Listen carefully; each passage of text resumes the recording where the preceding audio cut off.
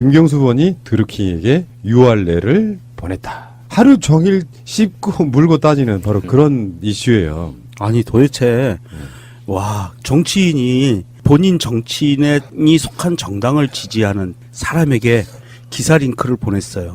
이게 지금 문제가 되고 있어요. 그 여론 조작 정황이라고. 자 그럼 선거 때마다 기사 링크 보낸 국회의원들 다 나와. 아니 심지어 우리 생각나는데도 매일 방송이 올라오면은 그 링크를 정보방에도 걸고 트위터에도 걸고 하거든요. 여론 조작이네. 네.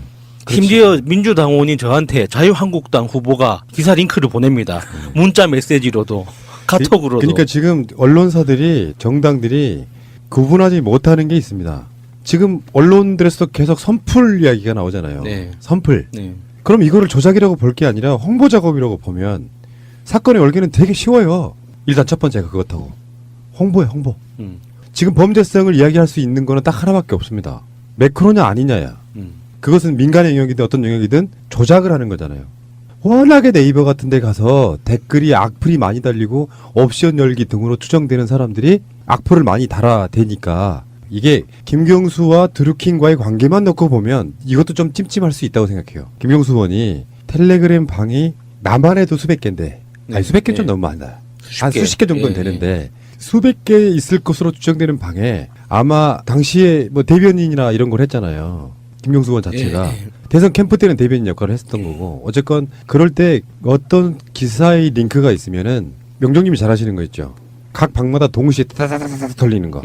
그런 일환이었을 거라고 보는 시각이 가장 커요. 그리고 그 링크를 김경수 의원이 드루킹한테만 준 것처럼 지금 TV에서는 그렇게 보도가 되는 게 큰 문제인 것 그러니까 같고요. 경찰 이야기를 들어보면 오로지 김경수 의원하고 드루킹 단 둘만 이게 핸드폰에 다른 사람 번호도 없었던 것 같아요. 다시 말씀드릴게요. 홍보의 작업 일환을 마치 조작 작업을 하라고 시킨 것처럼 이야기. 그건 아니고요. 일단 언론상에 지금 돌고 있는 김경수 의원이 드루킹에게 보낸 기사가 10개 정도 있잖아요. 네. 이 중에 일단 포털이 아닌 게 2개 있습니다. 허핑턴 포스트라든지 이런 포털이 아닌 곳 있잖아요. 그런 거는 찍어줄 필요가 없다는 의미가 거죠. 없죠. 네. 언론사로 직접 가는 링크죠 이게. 언론사 쪽으로 직접 가는 링크라 이거 들어가서 댓글 작업할 이유도 없고요. 그 다음에 실제로 들어가 봤더니 댓글이 없어. 그게 지금 허핑턴 포스트 코리아로 링크된 거 있잖아요. 2016년 11월 28일 한 아이돌 가수의 찍덕이 촬영한 문재인과 표창원의 사진은 매우 감각적이다. 여기 어떤 걸 할 수 있는 거지? 들어가서요 열심히 그냥 구경하고 나오는 거네요. 그러니까 일종의 저는 선풀 말하자면 일종의 홍보 같은 것이고요. 요즘 선거전에 있어서는 이슈만 갖고 홍보하지 않습니다. 뭔가 매력 이런 것들이 중요해서 그러니까 드루킹을 포함한 수백 건의 방에 이러이러한 기사에 홍보 좀 해주세요라고 일괄적으로 돌리는 걸 조작이라고 할 수 있습니까? 그거 안 하는 정치인이 있으면 나와보라 그래요. 자유한국당 포함해가지고. 심지어 김경수 의원이요. 문재인 대통령이 당선된 대선 당시에 홍보 담당이었어요. 홍보 담당이면 저기 기자 여러분들, 방송국에 계시는 분들, 김경수 의원한테 링크 받으신 분들 다 나와보세요. 여론 조작한 당사자로 다 피의자로 조사를 받아야 돼요. 당신들의 논리대로라면 기자 당신들이 받은 모든 링크들도 당신들이 기사 작성에 관여했기 때문에 여론 조작이에요. 그것도. 여기 네이버 링크가 아닌 그러니까 10개 링크 중에서 네이버 링크가 아닌 또 하나가 중앙일보 쪽인데 여기서 무슨 작업을 할 수 있지 궁금해요. 중앙일보 직접 들어가는 건데 주부 62% 비호감, 문재인 여성 표심 올인, 내가 제일 잘생겼는데 헤드라인 이런 건데 내용인즉 그런 거예요. 전체적으로 봤을 때 문재인 후보가 대선 후보 중에는 1위로 달리고 있는데 여성 쪽의 지지율이 조금 낮다 이런 뜻이거든요. 이거 자세히 보면은 주부 62%가 문재인 후보를 비호감으로 봤다 이런 건 아니고 전체적으로는 다 문재인 후보가 높은데 여기서 말하면 이게 정말 나쁜 기사이긴 하다 내가 봐도. 그러니까 호감이라고 말하는 여성들이 62%를 제외한 나머지였던 거예요. 38% 정도의 여성들은 문재인 대통령을 외모로 호감이라고 봤는데 이런 식의 기사인데 중앙일보 기사에 링크를 타고 들어가서 뭐 할 수 있는 게 뭐죠? 문제의 핵심은 네이버야 이런 거죠. 그렇죠. 댓글 조작을 하려면 공감을 누르든 비공감을 누르든 큰 포털에서 하는 거지 각 신문사 자체에서는 하지 않는 거거든요. 그리고 김경수 의원하고 썼다는 텔레그램이나 시그널 같은 메신저는 모바일뿐만 아니라 PC로도 가능하기 때문에 로그인이 그렇기 때문에 꼭 김경수 의원만 관리를 하는 게 아니라 홍보팀에서도 관리를 동시에 할 수 있는 거잖아요. 그러면 방금 말씀하신 것처럼 우리 새날이 에피소드가 새로 올라가면 각 방에 쫙 뿌리는 것처럼 전체적으로 동시에 뿌리는 게 가능한 기능을 갖고 있단 말이에요. 그렇죠. 그런 기능 가능하고요. 지금 종편에서는 이렇게 나옵니다. 김경수 의원과 드루킹을 같이 엮으면서 이 둘이 사용한 텔레그램이라는 메신저가 정치인과 범죄자들이 사용하는 메신저다라고 나와요. 이런 진짜 무식한. 우리가 텔레그램으로 망명 왔던 이유를 그 사람들은 아나? 박근혜 정권 때 카카오톡을 털면서 개인 신상이 굉장히 위험하다고 생각해서 가장 보안성이 뛰어나다는 텔레그램으로 온 것뿐이에요. 홍보의 관점으로 보면 이걸 댓글 조작이라고 볼 수는 없을 것 같고요. 나온 보도를 종합해 보면은 2017년 5월 10일 날 대선 이후에 보낸 링크는 2개가 있거든요. 6월 11일 날 2017년 6월 11일 날 보낸 기사가 하나 있고요. 2017년 10월 1일 날 보낸 기사가 있는데 지금까지 뉴스를 종합하면 여기에 매크로가 작동했다는 거예요. 그러니까 이게 뭐 드루킹이라는 사람이 뭐 매크로 작업을 했다. 뭐 김경수 의원이 메신저로 기사 주소를 보냈다. 인터넷 신문 주소를 보냈다. 뭐 이런 디테일만 보면 전체적인 맥락상 그래서 네이버라는 그 회사가 어떤 피해자처럼 지금 자리를 잡고 있어요. 은연중에 우리가 알지 못하는 사이에. 그런데 전체적인 큰 그림에서 보면 가장 나쁜 행동을 했던 건 네이버인 거예요. 네이버가 매크로 작업을 기술적으로 막을 수 있음에도 불구하고 막지 않았던 거거든요. 그리고 언론사 등록을 통해서 모든 댓글이 네이버로 달리도록 그렇게 유도하고 정책적으로 지금까지 운영해온 것도 네이버의 선택이었어요. 대부분의 포털에서는, 그러니까 우리나라 말고 해외 대부분의 포털에서는 자신의 검색 엔진에 댓글이 달리도록 허용하는 경우가 거의 없습니다. 대부분 언론 기사에 소유권이 있는 사이트로 직접 가서 거기에서 토론이 이루어지도록 중계만 할 뿐이지 그 포털 자체가 그 기사를 보유하는 것처럼 그렇게 제공하지는 않거든요. 그러니까 그 모든 게 네이버의 독점적인 지위를 활용해서 그 댓글을 달기 위해서 방문하는 그것까지도 돈으로 바꾸기 위해서 붙잡고 있었던 네이버가 큰 책임을 가지고 있는 거예요. 그리고 드루킹이 그 사용했다는 매크로 프로그램도 기술적으로 분명히 막을 수 있음에도 불구하고 막지 않았던 거지 막지 못한 게 아니거든요.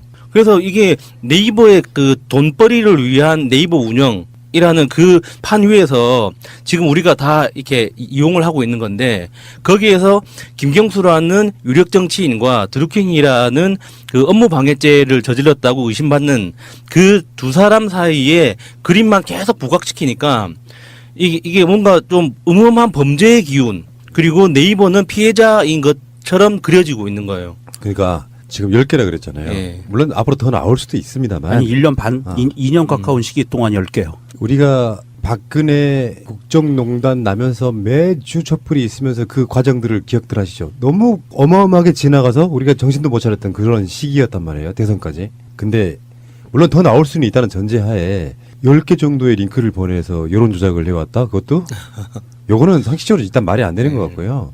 도대체 이 기자들은요. 메신저를 어떻게 활용하고 어떻게 사용하는지 이런 행동 습관 같은 것도 전혀 몰라요. 행동 패턴도 몰라요. 그러니까 제가 URL 10개가 발견됐다. 그걸 단독으로 처음에 떠드린 게 SBS인데 시방새. 득이양양한 느낌이더라고요. 근데 약간 내가 그 뉴스를 실시간으로 봤어요. 이렇게 모자랄까? 저건 URL 보내는 건 대부분 다 홍보인데. 예. 근데 나중에 이제 그런 얘기가 나오잖아요. 고맙습니다라고 답을 했다는 뭐 이런 부분이 있잖아요. 만약에 드루킹이 뭐 예를 들면 그렇게 표현은 안 했겠지만 조작했습니다. 라든지 뭐 임무 완수했습니다. 라든지 그런 식으로 뭔가 드루킹 자체가 김경수 의원한테 한 말이 있었을 거 아니에요. 뭐 이런 거 있잖아요. 내가 물론 홍보를 막 돌리고 그런 스타일은 아니지만 홍보를 막 돌려가지고 피드백이 있는 곳이 있어요. 보통 홍보를 돌리면 피드백이 거의 없어요. 피드백이 거의 없다고. 무슨 말이냐면 홍보다라고 인식하기 때문에 그 피드백이 없는 상태로 그냥 보기만 해요. 거기에 대한 답글 같은 게 안 달린다고. 텔레그램 같은 데 보면. 왜냐면 그게 단체로 가는 걸 단체로 알기 가는 때문에. 거라서. 그런데 그중에 누군가가 확인했습니다라든지 가서 봤습니다라든지 이런 식으로 답을 해주게 되면 자기가 홍보를 돌린 사람 입장에서는 고맙습니다라고 답을 할 수밖에 없어요. 답이 오면 단 그런 거라고. 그리고 아까 마차님 이야기에 개연성이 있다고 보는 것이 그런 홍보를 하면 김경수 의원이 밤늦게 집에 들어가서 배 깔고 집에서 하는 경우도 있겠지만 홍보팀이 하거나 스태프들이 하는 경우도 꽤 많이 있을 거라고 저는 봅니다. 그런 개연성들인데 이게 지금 URL이 발견 이퀄 댓글 여론 조작 이렇게 몰고 가는 것은 그렇게 몰고 갈 수 있는 개연성 자체는 우리가 이걸 쓰는 사람들 입장에서 보면 20%도 안 됩니다. 나머지 80%는 그렇지 않을 개연성이 훨씬 높은 상황이에요. 현재는. 제가 분노하는 것도 그런 부분이에요. 그러면 제가 지금이라도 경찰에 자유한국당 의원들한테 링크 보내고 문자 보낸 거 한번 제공해 볼까요? 제가 스스로 셀프로 여론 조작했다고 해가지고 신고해 볼까요? 어떻게 상황이 벌어지는지? 그러니까 여기 이 사건의 개연성에 있어서 아까 말한 우리 경수증이 뭐가 아쉬워서 그런 전제로 놓고 보면 나중에는 아예 안 읽는다고 그랬잖아요. 보도 중에 그렇게 나왔잖아. 나중에는 네, 아예 안 네, 읽었다고 그랬잖아요. 그러니까 홍보를 각 방에다가 동시에 쫙 뿌리는 그런 걸 하다가 나중에는 아예 그쪽에서 오는 피드백 자체도 아예 안 읽었다고 그랬잖아요. 결론적으로 말하면 공식적으로 김경수라고 하는 인물이 드루킹한테 뭐뭐뭐 조작해 달라고 하지 않았을 가능성이 100%가 되는 거예요. 그 뒤쪽으로 보면. 근데 저는 그걸 기자들도 다 알고 있다고 생각을 해요. 그런데 멀리 봤을 때 김경수 의원이 누가 봐도 아쉬운 게 없는 사람이니까 그리고 누가 봐도 대선 후보로 언젠가는 나올 사람이잖아요. 그러니까 그냥 일반인에게 계속 이미지 더 씌우기처럼 묻고 뜯고 네. 즐기고 이런 저런 거야? 뉴스를 그냥 일반인이 보면 김경수 괜찮았는데 정말 드루킹하고 URL을 줬나? 이런 생각을 하게 만들면서 이미지를 계속 망가뜨리려고 하는 그런 의도가 있는 것 같아요. 그리고 더불어서 드루킹과 김경수를 엮는 모든 뉴스의 맨 뒤에는 해시태그하고 한 문장을 넣었으면 좋겠어요. 이것도 여론조작인가? 한 문장을 넣었으면 좋겠어요. 삼성증권의 사기증권 발행 사건은 어떻게 됐나? 요 한 문장을 좀 더 넣었으면 좋겠어요. 그런데 삼성은 삼성증권은 예. 요거를 넣었으면 좋겠어요. 저랑 방송하시는 최민희님 그리고 김현님 이 두 분은 특별히 저한테 맨날 링크를 줘요. 내가 모르고 있을 것 같은 기사. 그래서 그 기사를 이제 방송할 때 쓰시라고 또는 같은 방송할 때 이 주제 한번 해보자고 그 링크를 맨날 줘요. 그러면은 내가 이거를 그 링크를 그대로 받아가지고요. 새가 날아든다 각종 텔레그램 방에 쫙 올려요. 그러면 최민희 의원이 새가 날아든다를 이용해서 댓글 조작한 거죠. 그렇네요. 그렇지. 고발해야 되는 건가요? 그런데 김경수가 뭐가 아쉬워서 아쉬워서. 진짜. 그러니까 요건 좀 말도 안 되는 거고 10개라는 예. 것도 더 웃긴 것이고요. 아니 그 당시에 대선 기간 문재인 후보 캠프에서의 어떤 그 지지율이 거의 뭐 비등했다거나 뭐 좀 간당간당했다거나 그런 것도 아니었잖아요. 그렇죠. 정말 가던 길만 쭉쭉쭉 가면은 당선이 유력시 되는 상황이었는데 도대체 뭐가 아쉬워가지고 그 밝혀졌을 때 정당성까지 정권의 정당성까지 의심받을 만한 그런 어마어마한 짓을 할 이유가 없잖아요. 그리고 URL 10개는 사실 가까운 사이라고 볼 수 없어요. 1년도 넘은 시간 동안 그렇죠. 벌어진 예. 일이면은 예. 이 URL을 줬다는 게 오히려 저는 김경수의 홍보 활동이라는 생각이 들어서 오히려 정보가 제한적으로 나올 때에 비해서 훨씬 더 명확해지고 있어요. 이건 홍보였다라고 밖에 볼 수 없는 게 결국 김경수는 그쪽의 제의를 거절했잖아요. 네. 그렇고 알겠습니다. 잠시 후에 다시 오겠습니다. 그래서 김경수 의원이 이제 봉하마을을 내려갔더라고요. 오늘 그런 거 있죠. 선거라는 건 사실은 전쟁이에요. 네.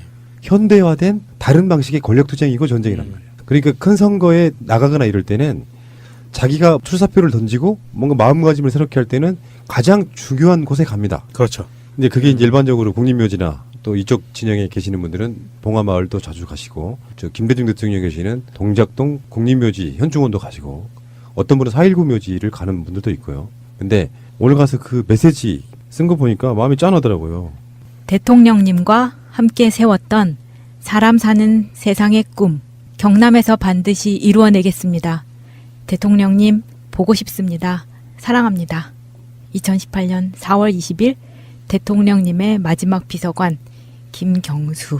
이런 것들에 의해서 지금까지 당해온 사람 직접 간접적으로 지켜봐온 김경수 캐릭터는 이런 걸 조작하라고 시킬 사람이 아니에요. 100% 아니고 홍보를 하면 그 관점으로 한번 보면 그래서 URL 10개 나왔다고 할 때 이 방송 제목을 그렇게 하려고 그랬었어요. 김경수가 준 URL 훨씬 더 많다. 근데 사실 마지막까지 노무현 대통령 곁을 지켰던 비서관으로서 이렇게 뭔가 상황이 불리하다고 생각할 때나 자기 마음대로 상황이 전개되지 않는다고 해서 불법적으로 조작하고 기획하는 정도의 심성을 가진 사람이었다면 이미 권좌에서 내려온 권력자 옆에 붙어 있지도 않았을 거예요. 이게 대통령 임기가 마지막 막바지에 들었을 때 미리 청와대에서 벗어나서 자기 살 길을 찾았겠죠. 그런 사람이라면. 마지막까지 그 곁을 지켰다는 게 그 사람이 어떤 노무현이라는 사람의 권력, 권위를 보고 옆에 있었던 게 아니라는 게 너무 드러나는 거잖아요. 이 방명록을 작성하면서 옆에 이제 조화도 사진이 같이 올라왔는데요. 이 조화에 쓰신 문구가 정말 울컥하게 만들었습니다. 국회의원 김경수 배운 대로 하겠습니다. 그러면 배운 대로 하는 사람이에요. 노무현 대통령한테 배운 거죠. 사건의 얼개를 만들다 보니까 댓글 조작 범인을 잡고 보니 드루킹이었어.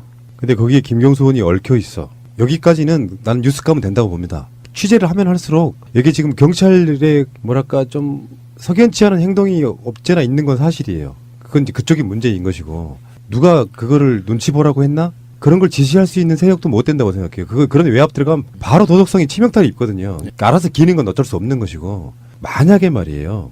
두 가지 전제. 문재인 대통령의 최측근이 아니었다면 두 번째 전제. 이번 지방선거 광역단체장으로 나가는 사람이 아니었다면 이 두 가지만 아니었다 그러면 크게 문제가 될 거 없는 사건이에요. 사실 알고 보면. 그렇잖아요. 네. 예를 들어서 문재인 대통령 측근도 아니고 일반 국회의원인데 이름도 잘 모르는 국회의원이 뭐 그런 식의 URL 10개? URL 10개가 전부 다 매크로 작업한 것도 아니란 말이에요. 그러면 그게 뉴스거리나 됩니까? 이게 사실 드루킹이라는 사람이 드루킹의 인생 목표는요. 자기가 재벌 대기업을 인수하는 거예요. 그래서 자기가 재벌 대기업을 인수하기 위한 꿈을 갖고 본인이 한 말이에요 이게. 그 꿈을 갖고 경공모라는 것도 만들고 그리고 팟캐스트도 한 거고 정치인과 자꾸 만나는 모양들도 만들어낸 거고요. 이 사람은 거기를 위해서 뒤에 돈을 벌고 못 벌고 가족을 돌보고 못 돌보고 그거 다 가지치기고 이 사람의 꿈은 나는 재벌 대기업을 인수할 거야. 재벌이 될 거야. 이게 꿈이에요. 엄마니 받으면 홈. 그렇지. 그게 꿈이었고요. 그런데 사실 이게 지금 드루킹이 매크로 작업을 통해 가지고 댓글 조작을 했다는 이것보다 더 심각한 게 있습니다. 어떤 부분이냐면 이게 지금 드루킹 사건을 다루고 있는 언론이나 언론의 기사와 방송 내용들이 오히려 드루킹보다 몇백만 배, 몇천만 배 많은 그 여론 조작들을 하고 있는 거예요.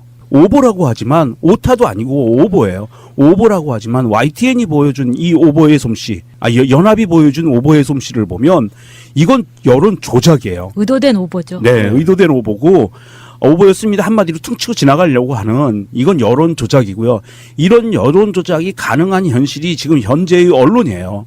이런 언론들이 이런 가짜 뉴스를 통해서 여론 조작을 하는 것, 이것에 대한 징치가 더 먼저 이루어져야 되고요. 이것은 불특정 다수 대한민국 5천만 국민을 향해서 여론 조작을 하는 거거든요. 드루킹이 한 것은 세 발의 피해예요.